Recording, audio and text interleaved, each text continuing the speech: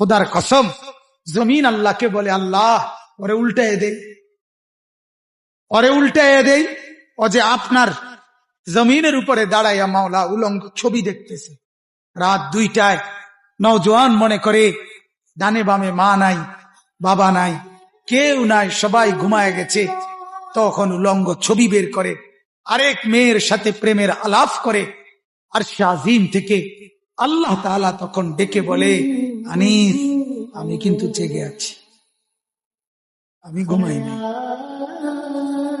সব ঘুমিয়েছে, আমি ঘুমাই নাই, আমি ঘুমাই না।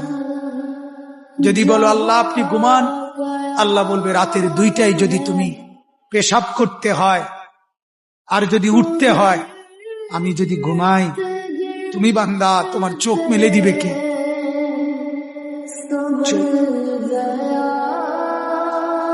আল্লাহ তাআলা বলে রাতের 3টা বাজে যদি কেউ ঘরে আসে, তো মাকে আল্লাহ তাআলা বলে আমি ঘুমাই না।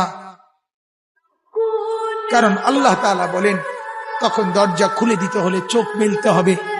আমি যদি ঘুমিয়ে থাকি, চোখ মেলে দিবে কে?